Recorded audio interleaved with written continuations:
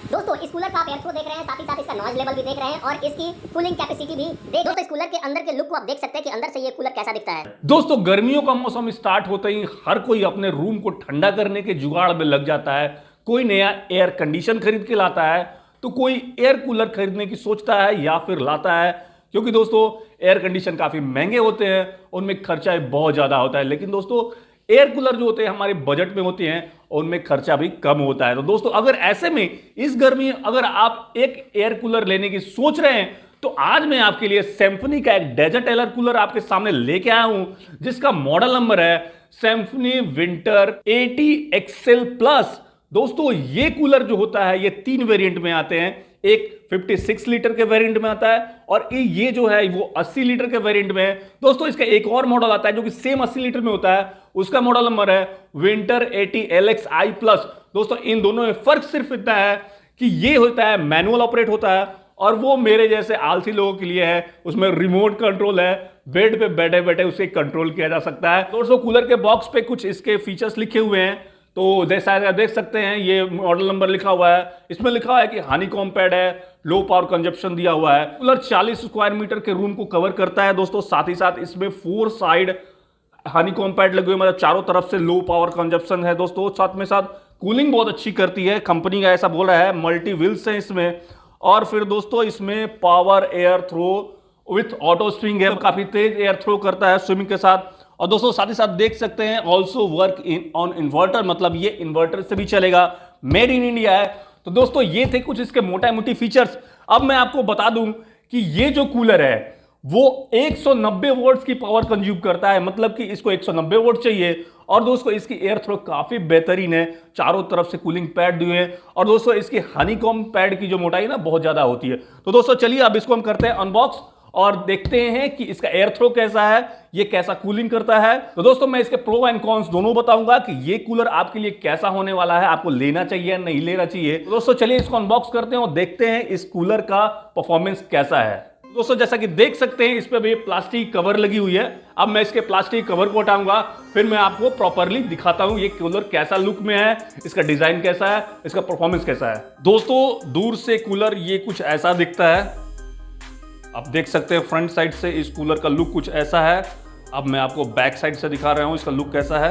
ये है इस कूलर के बैक साइड का लुक, जैसा कि आप देख सकते हैं काफी लंबे चौड़े हनीकॉम्ब पैड्स दिए हुए हैं। दोस्तों इस कूलर की जो हाइट है वो है 127 सेंटीमीटर, हाइट भी काफी अच्छी है। दोस्तों जैसा कि आप देख सकते हैं इसका डिजाइन कुछ ऐसा है, काफी नजदीक से। दोस्तों अपने बजट में एक बेस्ट एयर कूलर कैसे खरीदे, इस पे मैंने एक स्पेशली वीडियो बनाई है, best air cooler buying guide, आप जाकर देख सकते हैं। मैं वीडियो के एंड में उसका लिंक दे दूंगा। दोस्तों साथ ही साथ इंडिया के बेस्ट पर्सनल कूलर और इंडिया के बेस्ट डेजर्ट कूलर का इंडिविजुअल लिंक मैं नीचे दूंगा, आप जाकर देख सकते हैं और Amazon से उसे परचेज भी कर सकते हैं। अब दोस्तों चलिए जान लेते हैं इसके फीचर्स एंड क्वालिटी के बारे में। तो आप देख सकते हैं यहाँ पे लिखा है आई प्योर टेक्नोलॉजी, क्योंकि दोस्तों सिम्फनी के सारे कूलर में ये आई प्योर टेक्नोलॉजी लग के आती है। ये फिल्टर करके हवा को क्रॉस कराता है हनीकॉम्ब पैड से। तो ये है इसका कंट्रोल पैनल यूनिट, यहाँ पे आपको 2 कंट्रोल नॉब्स मिलेंगे। पहला नॉब्स जो है वो स्पीड को कंट्रोल करता है। दोस्तों यहाँ पे 3 स्पीड मिलते हैं, हाई, मीडियम एंड लो। और दोस्तों अगर आप इसको इधर कर देंगे तो ये ऑफ हो जाता है।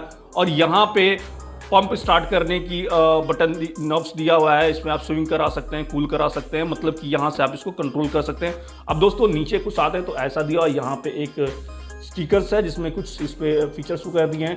दोस्तों यहाँ पे आप देख सकते हैं ये जो इसके विंग्स को अप एंड डाउन, मतलब आप हवा को आगे ऊपर नीचे कर सकते हैं, विंग्स को कंट्रोल कर सकते हैं, यहाँ से मैनुअल कंट्रोल कर सकते हैं। अंदर का जो ये विंग्स है वो ऑटो स्विंग होगा, तो ऑटो स्विंग टेक्नोलॉजी दी हुई है। तो आप देख सकते हैं कुछ ऐसा यहाँ पे लुक आ रहा है, व्यूज आ रहा है।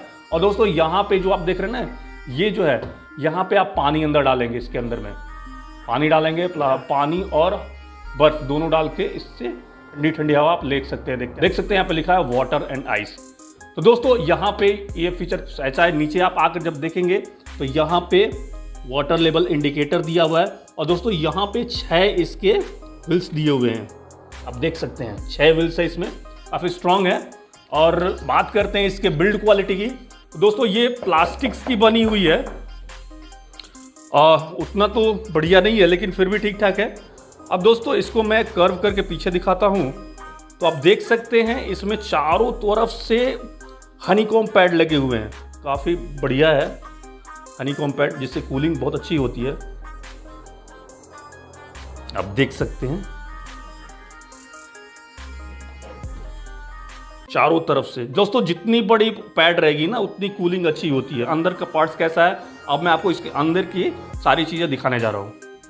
दोस्तों पीछे पैड हटाने के बाद इसका लुक कुछ ऐसा आता है, आप देख सकते हैं। दोस्तों पीछे हमें सबसे अच्छी बात ये लगी कि इसमें हर चीज़ प्लास्टिक का है, एंगल प्लास्टिक के हैं, मोटर से जो कसी जा रही है वो प्लास्टिक सी है, और इसके डैने भी प्लास्टिक्स के हैं और काफ़ी इजी और काफ़ी स्मूथ ऑपरेट हो रहा है। और दोस्तों नीचे आप देख सकते हैं 80 लीटर की विशाल टंकी है और नीचे एक पंप दिया हुआ है जो कि ऊपर पानी सप्लाई करता है, और हनीकॉम्ब पैड में जब पानी जाते हैं तो चारों तरफ से आपको बेहतरीन कूलिंग मिलती है। दोस्तों इसकी सबसे एक अच्छी बात हमें और लगी कि इसके हनीकॉम्ब पैड ना बहुत चौड़े हैं और बहुत लंबे भी हैं, इसकी वजह से इसे काफ़ी अच्छी कूलिंग मिलती है। दोस्तों जैसा कि आप देख सकते हैं हनीकॉम्ब पैड के ठीक नीचे यानी टंकी के ऊपर लेवल पे यहाँ पे आप देख सकते हैं ओवरफ्लो का होल दिया हुआ है। यहाँ से जब पानी ओवरफ्लो होगा तो बाहर आ जाएगा। इसके ठीक नीचे आप यहाँ पे देखेंगे तो यहाँ पे लिखा हुआ है ड्रेन।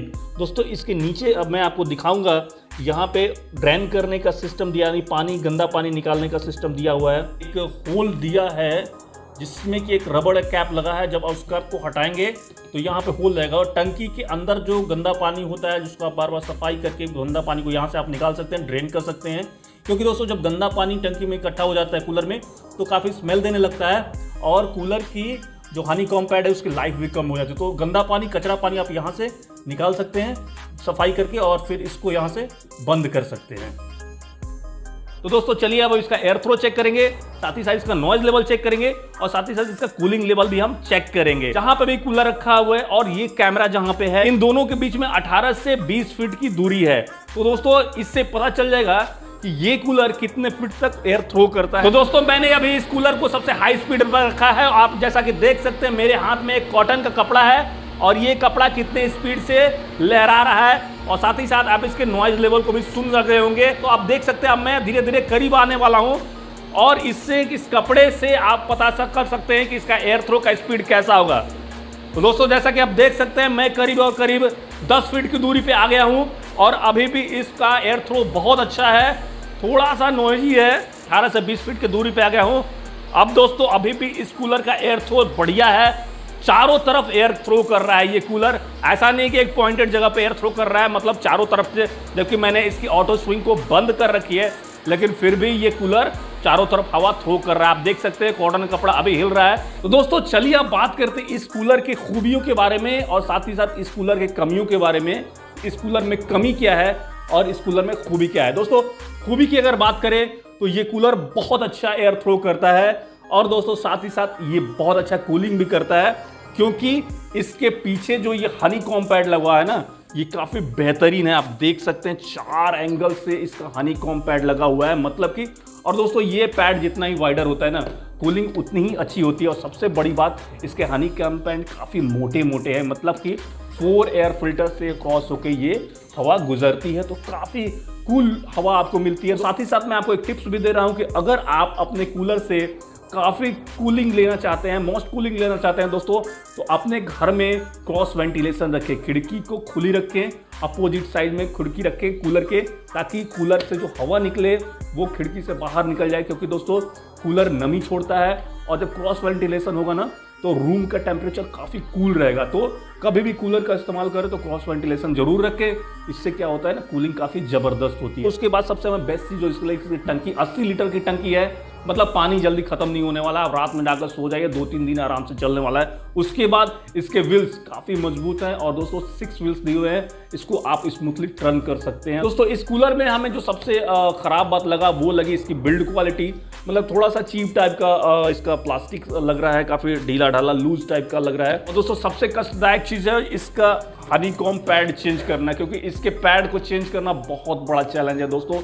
हर कोई इसको पैड को नहीं चेंज कर सकता, इसके लिए आपको मैकेनिक ही बुलाना पड़ेगा, क्योंकि इसको प्रॉपर फिट करना बहुत बड़ा चैलेंज होता है। तो इस कूलर की एक हमें और सबसे बेकार बात ये लगी, ये कूलर थोड़ा ज़्यादा नॉइजी है। जी हाँ, ट्रूली बोलता हूँ दोस्तों, कूलर थोड़ा सा ज़्यादा नॉइजी है, उतना ज़्यादा नहीं है लेकिन है फिर भी। दोस्तों जिस प्राइस में ये कूलर आता है उस प्राइस में इसमें कुछ एक्स्ट्रा फीचर्स नहीं डाला है सिम्फनी ने, क्योंकि दोस्तों 12,000 के रेंज में ये कूलर आता है और 12,000 के रेंज में आज के डेट में मार्केट में बहुत सारे अच्छे ब्रांड्स के कूलर अवेलेबल हैं जिसमें अच्छे फीचर्स हैं और आप देख भी सकते हैं। तो दोस्तों प्राइस लेवल थोड़ा सा ज़्यादा है इस कूलर के लिए। दोस्तों ये वीडियो आपको कैसा लगा प्लीज़ कमेंट में करके ज़रूर बताइएगा। अच्छा लगा तो एक लाइक कर दिएगा, दोस्तों को शेयर कर दिएगा, प्लीज़ चैनल को ज़रूर सब्सक्राइब करिएगा। मिलते हैं इसी तरह का नए इन्फॉर्मेटिव वीडियो के साथ, तब तक नमस्कार, जय हिंद, वंदे मातरम।